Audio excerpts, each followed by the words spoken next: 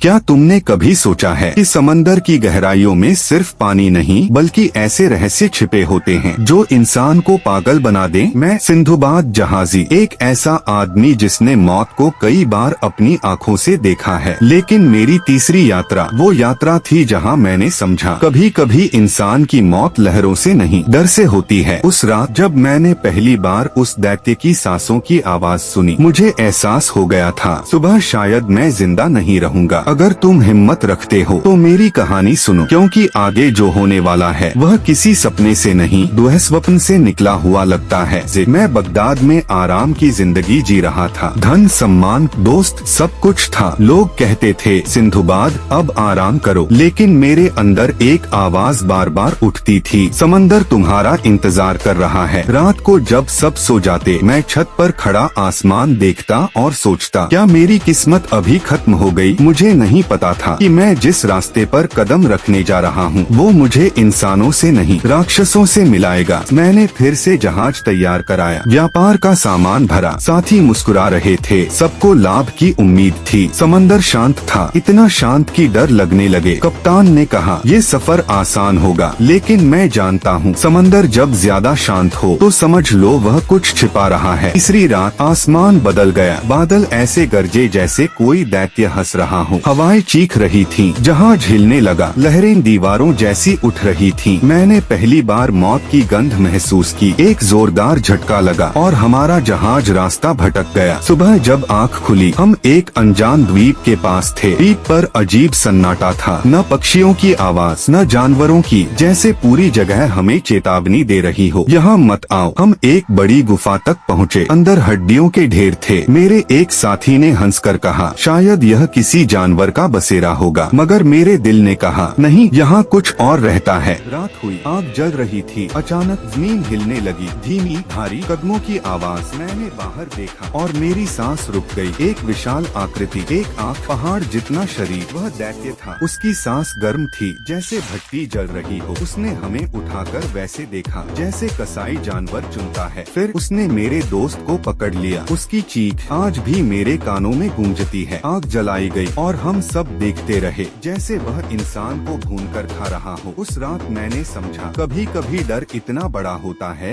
कि चीख भी नहीं निकलती। हम सब कांप रहे थे, लेकिन अगर कुछ न करते अगला नंबर हमारा था। मैंने फुसफुसाकर कहा अगर जिंदा रहना है तो दैत्य को अंधा करना होगा। लोहे की सलाखें आग में डाली गयी, हमारे हाथ कांप रहे थे। दैत्य खर्राटे ले रहा था, हर सांस से जमीन कांप रही थी। हम धीरे धीरे उसके पास गए और पूरी ताकत से उसकी आँख में सलाखें घुसा दी। उसकी चीख ऐसी थी जैसे आसमान फट गया हो। हम भागते हुए समुद्र किनारे पहुँचे। छोटी नावें तैयार थीं, लेकिन दैत्य अकेला नहीं था। जंगल से कई और दैत्य निकल आए, उन्होंने पहाड़ जैसे पत्थर फेंके, नावें टूटने लगी, लोग चीखते रहे। मैं पानी में गिर पड़ा, चारों तरफ सिर्फ अंधेरा और मौत। कई दिनों बाद मैं एक नए द्वीप पर पहुँचा। मैंने सोचा अब बच गया। फल थे, पानी था, शांति थी, लेकिन रात को एक अजीब सरसराहट सुनाई दी। मैंने पीछे देखा और मेरा खून जम गया। एक विशाल सांप, पेड़ जितना मोटा, उसने मेरे साथी को पूरा निगल लिया। मैं पेड़ पर चढ़ गया, नीचे सांप घंटों तक इंतजार करता रहा। उसकी आंखें अंधेरे में चमक रही थीं। दिन गुजरते गए, हर रात कोई न कोई गायब हो जाता। मैं अकेला बचा। अकेलापन इंसान को अंदर से तोड़ देता है। मैं खुद से बातें करने लगा था, कभी लगता पेड़ भी मुझे घूर रहे हैं। मैंने तय किया या तो भागूंगा या यहीं मर। मैंने लकड़ियाँ जोड़ी, रस्सियाँ बांधी, एक छोटा सा बेड़ा तैयार किया। समंदर में उतरते वक्त मैंने पीछे मुड़कर देखा, सांप किनारे पर था, जैसे मुस्कुरा रहा हो। मैं कई दिन भूखा प्यासा तैरता रहा, सूरज सिर पर जल रहा था। मुझे लगने लगा शायद अब मेरी कहानी खत्म। दूर एक जहाज दिखाई दिया, मैंने आखिरी ताकत से हाथ हिलाया, वे लोग मुझे ऊपर खींच लाए। मैं बेहोश हो गया। जब जागा कप्तान कह रहा था तुम्हें मौत ने वापस लौटा दिया। मैं वापस घर पहुँच गया। लोग खुश थे, लेकिन रात को जब मैं सोता मुझे वही चीख सुनाई देती, दैत्य की, सांप की, सरसराहट की और उन साथियों की जिन्हें मैं बचा नहीं पाया। मैं समझ गया समंदर से लौटना आसान है, लेकिन समंदर को अपने अंदर से निकालना नामुमकिन। और यही थी मेरी तीसरी यात्रा। लेकिन मुझे क्या पता था कि अगली यात्रा में मैं ऐसी जगह पहुंचूंगा जहां इंसान सोना देखकर पागल हो जाता है और जहां से बहुत कम लोग लौटे हैं। अगर तुमने आज मेरी कहानी सुनी है तो तैयार रहना, क्योंकि मेरी चौथी यात्रा डर की असली शुरुआत है।